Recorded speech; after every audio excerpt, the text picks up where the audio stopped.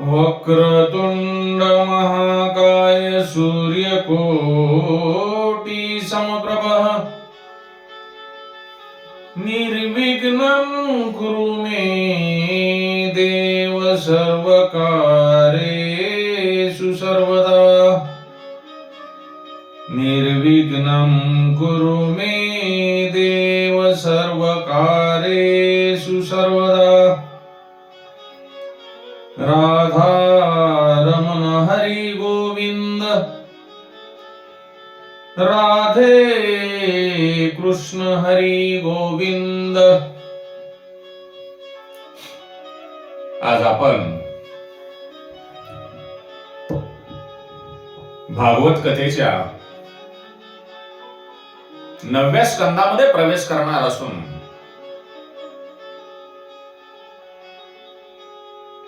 परमपिता परमेश्वर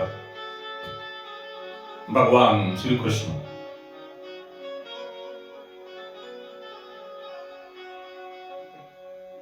हे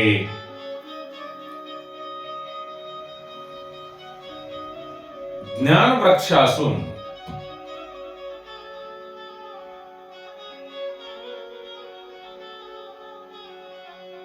भगवंताच्या रासलीलेमध्ये आपणाला प्रवेश मिळणे म्हणजे भागवत कथा श्रवण केल्याचे फळ आहे। आपणाला जर भगवान श्रीकृष्णांच्या रासलीलेमध्ये जायचे असेल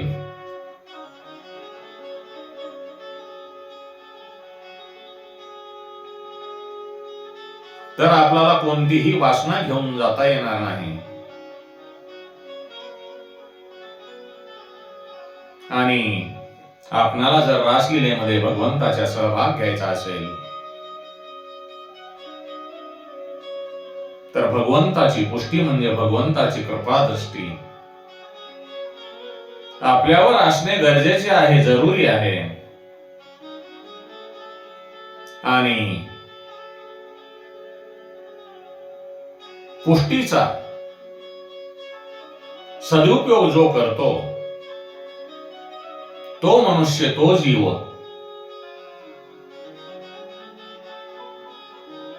देवपदाला प्राप्त होतो आणि जो मनुष्य भगवंताची आपल्यावर कृपा करून घेत नाही,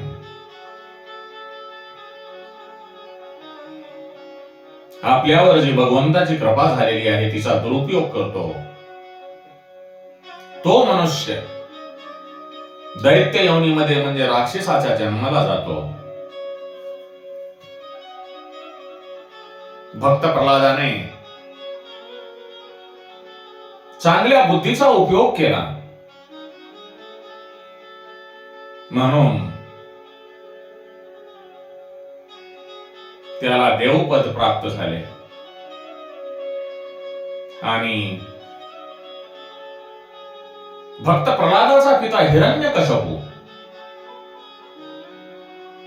याने आपल्या बुद्धीचा दुरुपयोग केला, त्यामुळे तो दैत्य झाला। त्यामुळे आपण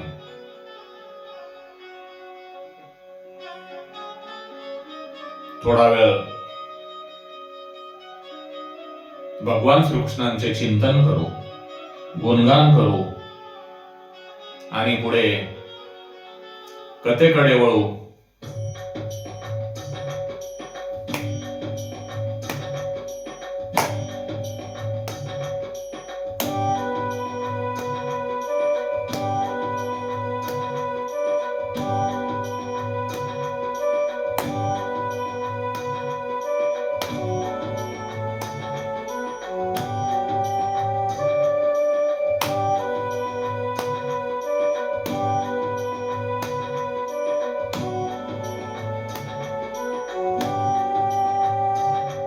राधा रमण हरि गोविंद राधे कृष्ण हरि गोविंद राधा रमण हरि गोविंद राधे कृष्ण हरि गोविंद।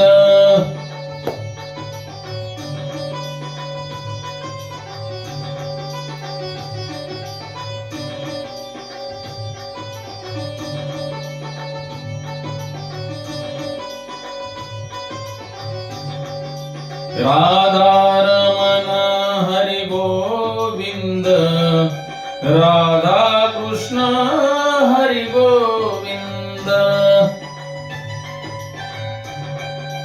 गोपाल बोलो हरि गोविंद बोलो, गोविंद बोलो हरि गोपाल बोलो।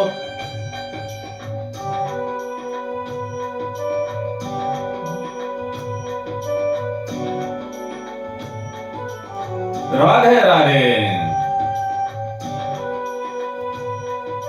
राधे राधे राधे, गोविंद बोलो हरि गोपाल बोलो, गोविंद बोलो हरि गोपाल बोलो, गोविंद बोलो हरि गोपाल बोलो, गोविंद बोलो हरि गोपाल बोलो।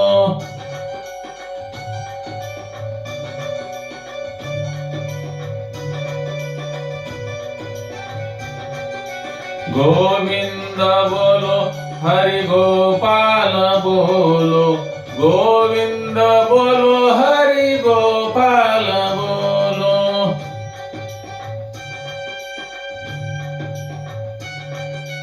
गोविंद बोलो हरि गोपाल बोलो, गोविंद बोलो हरि गोपाल बोलो। राधा रमण हरि गोविंद, राधे कृष्ण हरि गोविंद, राधा रमण हरि गोविंद, राधे कृष्ण हरि गोविंद, राधा रमण हरि गोविंद, राधे कृष्ण हरि गोविंद।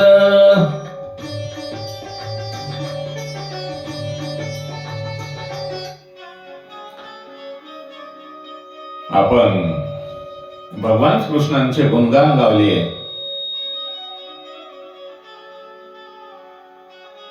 तर त्याचा आपल्याला फायदाच होणार आहे।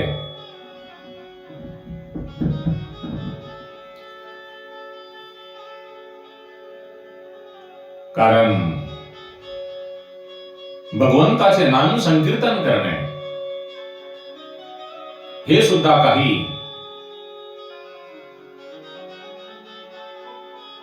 मनुष्यांना आवडत नाही। त्याचे कारण म्हणजे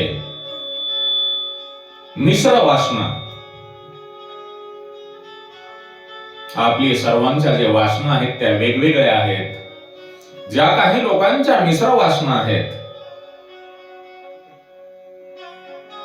त्या मिश्र वासनेमुळे आपण भगवंताची भक्ती करू शकत नाही। म्हणूनच सर्वसाधारण मनुष्याने आपली जी बुद्धी आहे त्या बुद्धीचा सदुपयोग भगवंताच्या भक्तीसाठी थोडा वेळ का होईना पण करावयालाच पाहिजे।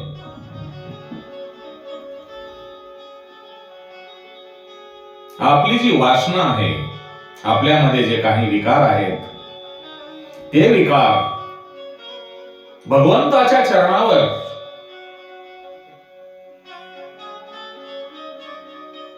अर्पण करून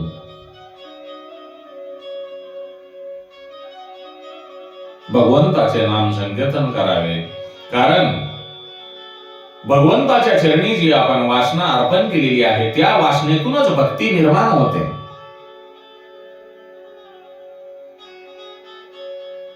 मनुष्याला जर भगवंताच्या रासलीलेमध्ये भाग घ्यावायचा असेल, भगवंताला भेटावयाचे असेल, भगवान श्रीकृष्णांना भेटावयाचे असेल तर आपल्या मनामध्ये जी काही वासना आहे त्या वासनेचा क्षय झाला पाहिजे।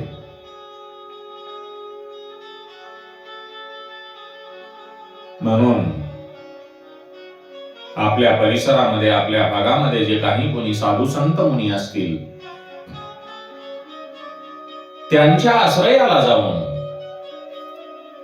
आपण सदाचाराने वागल्याच्या नंतर नक्कीच आपणाला भगवंताच्या रासलीलेमध्ये स्थान मिळेल, अन्यथा आपल्याला भगवंताच्या रासलीलेमध्ये स्थान मिळणार नाही.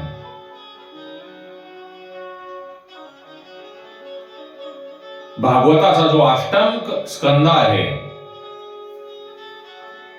त्या अष्टम स्कंदामध्ये संतांनी 4 धर्म सांगितले आहेत.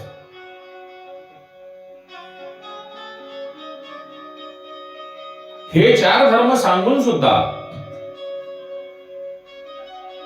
ऐकून सुद्धा राजा परीक्षिताच्या मनातील जी सूक्ष्म वासना होती ती शिल्लकच होती. सुखदेवांना वाटले, आता राजा परीक्षिताच्या मनामध्ये जी सूक्ष्म वासना आहे ती कशी घालवावी. आणि परीक्षिताच्या मनातील सूक्ष्म वासना गेल्याशिवाय राजा परीक्षितांना भगवान श्रीकृष्णाच्या, भगवंताच्या रासलीलेमध्ये प्रवेश मिळणार नाही. बाबांनो, सुखदेव हे निष्काम आहेत.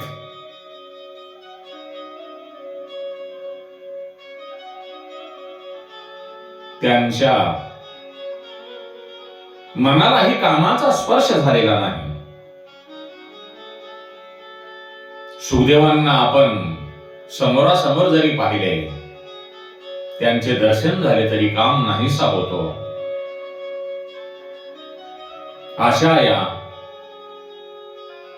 निष्काम महात्म्याने जे भगवान शिवशंकराचे अवतार आहेत, त्या निष्काम महात्म्यांनी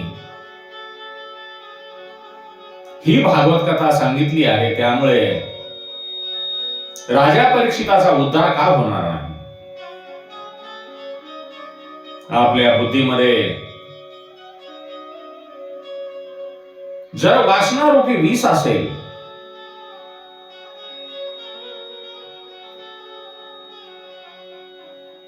तर त्यात ईश्वर रूपी अमृत काहीही प्रयत्न केला तरी उतरणार नाही. राजा परीक्षिताच्या बुद्धीतील वासनारूपी विष कसे नष्ट करावे, त्यांची बुद्धी शुद्ध कशी व्हावी, म्हणून सुखदेव राजा परीक्षितांना सूर्यवंश आणि चंद्रवंश यांचा इतिहास सांगतात. सुखदेव म्हणतात, सूर्यनारायण जी दैवता आहे, सूर्यनारायण देवता ही बुद्धीची अधिपती आहे आणि चंद्र हे मनाचे अधिपती आहेत.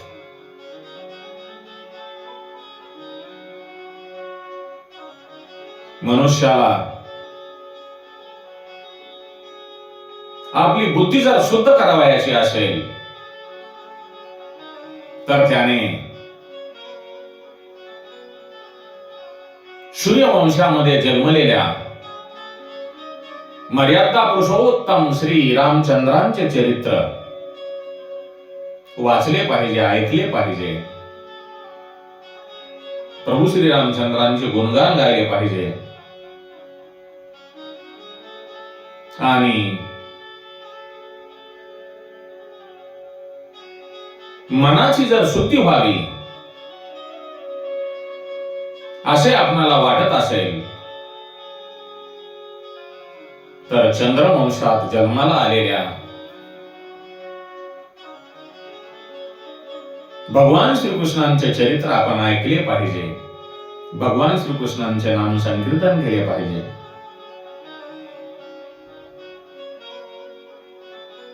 प्रभू श्री रामचंद्रांच्या मर्यादेचे पालन केले की आपल्या बुद्धीमध्ये जो रावण आहे त्या रावणाचा नाश होतो आणि मनात परमात्मा श्रीकृष्ण अवतरतो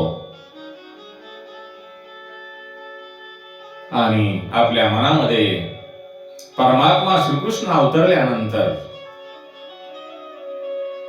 कामरूपी रावणाला मारतो आणि मग त्या जीवाला, त्या मनुष्याला भगवान श्रीकृष्णांच्या लीलांचे दर्शन घडते. म्हणून आपल्या मनामध्ये जी काही वासना असेल ती वासना अगोदर नष्ट करा. प्रभूच्या चिंतनामध्ये लीन व्हा.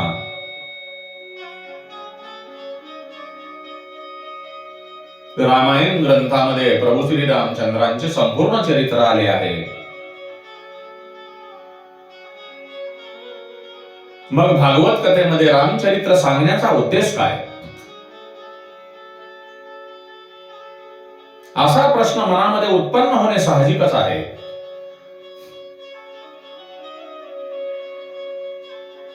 श्रीमद भागवत कथेचा मुख्य उद्देश परमात्मा स्वरूप होणे, भगवंताच्या स्वरूपामध्ये लीन होणे, परमात्म्याची प्राप्ती करून घेणे हा आहे. आणि मनाच्या शुद्धीशिवाय परमात्मा प्राप्त होत नाही. म्हणूनच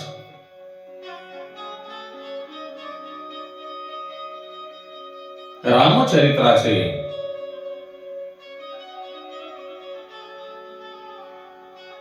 आकलन करून घेणे महत्वाचे आहे. आपल्यावर एखाद्या वेळेस जर संकट आले, दुःख आले, तर आपण भगवंताचे नाम संकीर्तन करतो. ते एकदम बरोबर आहे, कारण आपत्तीमध्ये आपल्याला भगवंताशिवाय कोणीही सोडविणारा नाही. भगवंताच्या चरणावर सर्वस्वाचे दान करणे, वचनांचे पालन करणे आणि परमपिता परमेश्वराला शरण जाणे,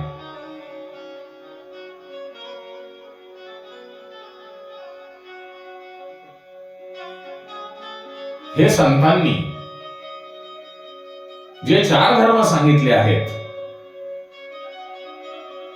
परत मी आपणाला एकदा सांगतो, संतांनी जे 4 धर्म सांगितले आहेत ते म्हणजे आपत्तीमध्ये भगवंताचे स्मरण करणे.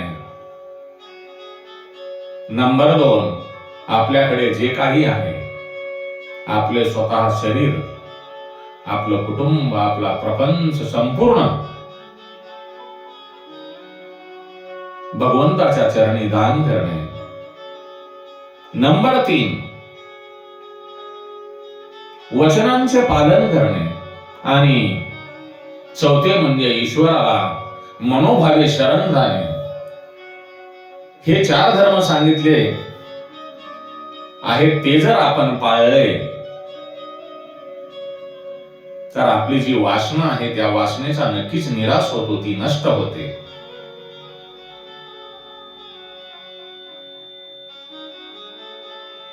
तरी पण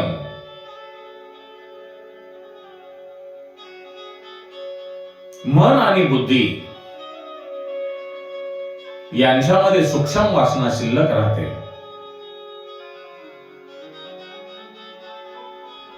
आणि त्या सूक्ष्म वासनेचा निराश व्हावा, ती नष्ट व्हावी. जर आपणाला असे वाटत असेल तर आपण रामचरित्र वाचणे, ऐकणे महत्वाचे आहे. आणि आपल्या मनातील जी वासना आहे त्या वासनेचा क्षय झाल्याशिवाय, ती नष्ट झाल्याशिवाय मोहाचा नाश होणार नाही. बुद्धिगत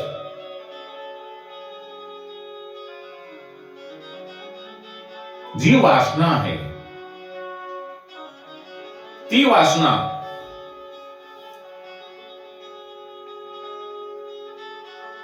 सूर्यनारायण देवता आणि चंद्र देवतेची उपासना करून जात नाही.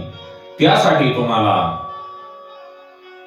रामायण, रामचरित्र वाचणे, ऐकणे आणि रामनामाचे नाम संकीर्तन करणे हेच गरजेचे आहे. जर आपणाला वाटत असेल की आपल्या मनातील जे सूक्ष्म मळ आहे तो निघून जावा,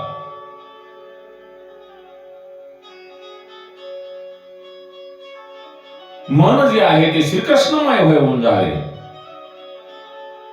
आणि मग मोक्ष प्राप्ती व्हावी, यासाठी आपले मन शुद्ध होणे आवश्यक आहे.